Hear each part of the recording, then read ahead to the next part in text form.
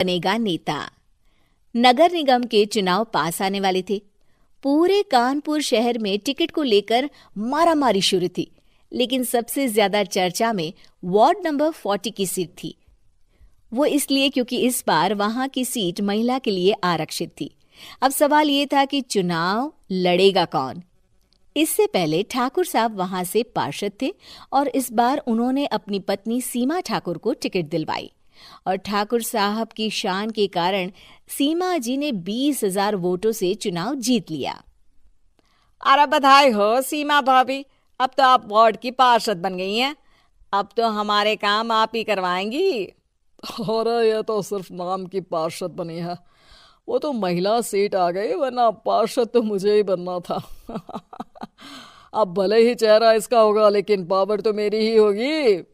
अरे वाह भाई साहब, क्या दिमाग लगाया है आपने भी। आइए आप लोग, खाना लगा दिया है सबके लिए। सीमा जी पार्षद बन चुकी थीं, फिर भी उनकी एक ना चलती। सारे काम ठाकुर साहब खुद ही संभाल लेते और जहां जरूरत पड़ती वहां सीमा जी का अंगूठा लगवा लेते। सीमा जी ज्यादा पढ़ी लिखी भी नहीं थी। एक दिन ठाकुर साहब और सीमा एक प्रोग्राम में जाते हैं। अरे ठाकुर साहब, आप आ गए। ओहो, पार्षद मैडम भी आ गई हैं। स्वागत है आप दोनों का। लगता है हमारे पार्षद फंड का सही इस्तेमाल हो रहा है। चलिए अब उद्घाटन करते हैं। ये लीजिए ठाकुर साहब कैची, आप ही सबसे पहले प्रवेश कीजिए। सब लोग आगे निकल जाते हैं और सीमा जी पार्षद होने के बावजूद भी पीछे खड़ी रह जाती हैं। वो देखती हैं कि वेलकम बोर्ड पर उनका नाम है, लेकिन महिला होने के कारण कोई उनका सम्मान नहीं कर रहा। अगले दिन एक आदमी उनके घर आता है। अरे ठाकुर साहब नमस्कार। कल ना हम नोटिस किए कि हमारा घर तो अवैध है और नगर निगम वाले उसे तोड़ने आ रहे हैं। अरे कुछ कीजिए ना ठाकुर साहब। देखो भाई, मैं तो ज्यादा कुछ कर नहीं सकता, पर अगर तुम सबकी जेब गर्म कर दो तो कुछ हो सकता है। कुल मिलाकर 4 लाख लगेंगे।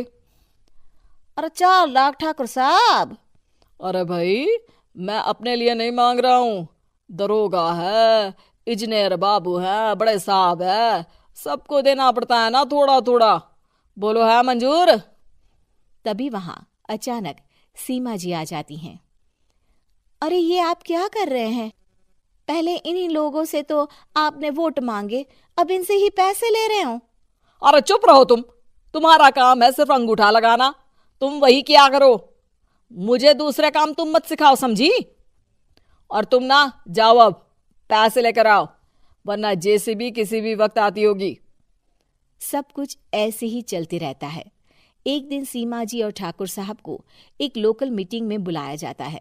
वहां पर कई और अधिकारी लोग भी मौजूद रहते हैं। अब मैं चाहूंगा कि ठाकुर साहब हमारे बीच 2 शब्द कहें। मेरे प्यारे भाइयों और बहनों, आज मेरा सौभाग्य है कि मैं आप सबकी सेवा दिन रात कर पा रहा हूं।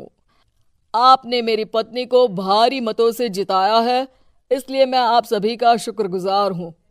मैं आप सबसे वादा करता हूं कि हमेशा की तरह हमारे वार्ड में किसी को कोई तकलीफ नहीं आने दूंगा। सभी लोग तालियां बजाने लगते हैं। अब मैं माननीय पार्षद मैडम को स्टेज पे बुलाना चाहूंगा। अपने नाम को बुलाया सुनकर सीमा जी एकदम चौंक जाती है। उन्हें बिल्कुल उम्मीद नहीं थी कि इतनी बड़ी जगह उन्हें मंच पर बुलाया जाएगा। जैसे तैसे वो मंच पर चढ़ती हैं।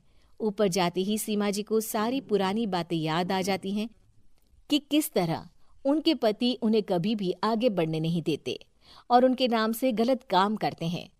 वो बोलने लगती हैं। मैं आपके वार्ड की पार्षद सीमा हूं।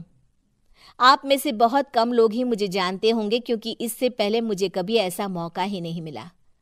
सारे मौके मेरे पार्षद पति यानी आपके ठाकुर साहब ही लेते रहे, लेकिन आज ये मौका मुझे मिला है तो मैं इसे ऐसे ही नहीं जाने दूंगी। मैं आपको ये बताना चाहती हूँ कि आपके ठाकुर साहब मेरे नाम की आड़ में गैर कानूनी काम करते हैं, जिस पर अंगूठों के निशान मेरे होते थे। इसीलिए मैं अपनी गलती मानती हूँ और आज अपने पद से इस्तीफा देती हूँ, ताकि आगे से कोई गलत काम ना हो पाए। अब फैसला आप सबके हाथ में है कि आप हमें क्या सजा देना चाहते हैं।